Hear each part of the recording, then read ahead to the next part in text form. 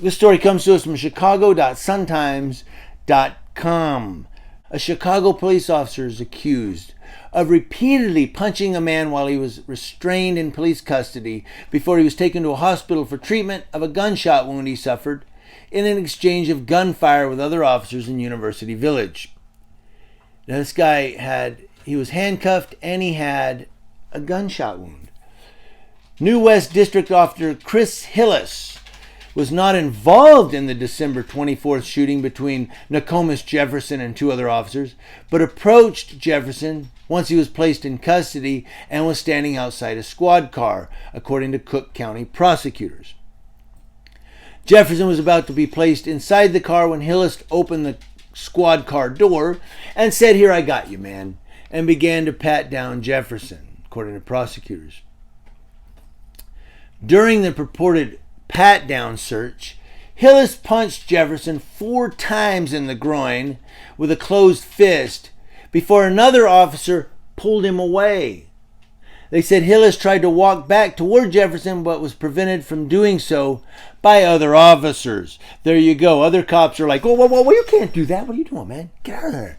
And then when he tries to walk back, they're like, no. Hillis faces felony charges of aggravated battery and official misconduct. He turned himself in, according to the police department. Now, police officials said Hillis was relieved of his police powers on New Year's Eve, and the matter was referred to the Civilian Office of Police Accountability, which investigates accusations of police misconduct. COPA.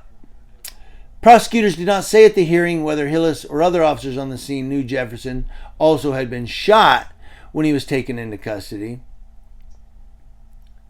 During Jefferson's bail hearing, prosecutors said officers didn't realize Jefferson was wounded until after he was placed in custody, and made no mention at the time that an officer was accused of striking Jefferson.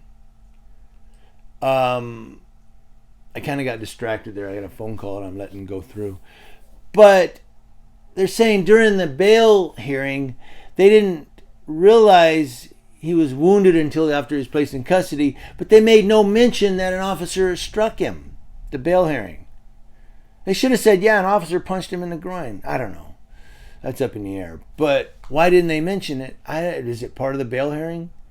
Shortly before the shooting, officers who were monitoring a Chicago Housing Authority surveillance camera says they saw Jefferson remove a gun from his waistband and hold it at his side. Now, when 2 Chicago police officers approached Jefferson, he ran and fired a shot at the officers. They said Jefferson then hid behind a parked vehicle and fired at the officers a second time. No officers were struck by gunfire. Jefferson then ran to a nearby 12th District Police Station parking lot and placed his hands on a car, waiting to be arrested. He knew he was in trouble. Hillis's attorney, Tim Gray, said Hillis's punches weren't malicious, but were the result of a misunderstanding by Hillis while he was performing his duties as a police officer. What was he like, patting him down and going, "Oh, my hand slipped, sorry. Oh man, I don't know what's going on with my arm. Oh, it's out of control here. Oh my God, stop." It's misunderstanding? He punched him in the nuts 4 times. How's that a misunderstanding? Hillis conducted a search of Jefferson out of concern that a weapon wasn't immediately found after exchange of gunfire. I get that, between Jefferson and the officers, and that Jefferson might have concealed a gun in his clothing. Okay, he's searching him. Sure, he's looking for a drop weapon or another handgun. While Hillis was patting Jefferson's clothing, he got down on his knees and felt a bulge in Jefferson's pocket. Hillis believed the bulge could have been a gun, though it turned out it was a wallet and a cell phone. When Jefferson's stomach touched Hillis's head, the officer believed he was about to be attacked, stood up quickly, striking his head against another officer's head at the scene, and then went, "Don't you dare move!" The stomach touched your head because you were kneeling down, patting him. Hillis, he probably grabbed his jewels and he probably went, "Ooh," and touched you with his stomach.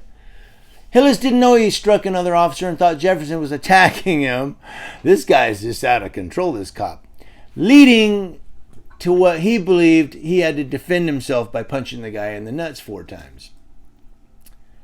Hillis has been employed as a police officer since 2016, placed on desk duty after the incident, and turned his service weapon and personal firearm over to the police department.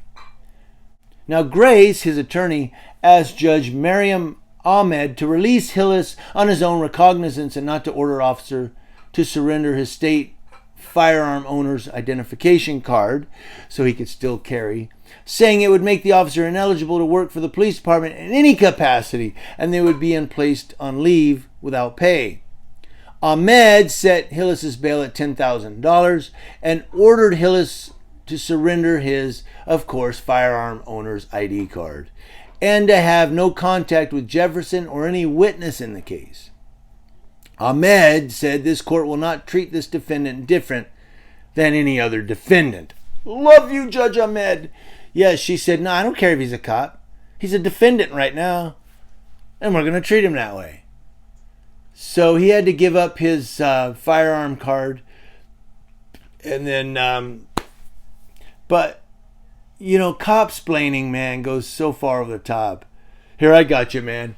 And then punches the guy in the nuts 4 times and then says, oh, I thought I was being attacked. You know, I had to go for the gold. You know what he's going to get? 3 years probation. He's going to get his firearm owner's ID card back, and he's going to be a cop, probably in Seattle, because they're losing cops like crazy. He'll be in Seattle sometime soon. Look out, guys. He's coming your way.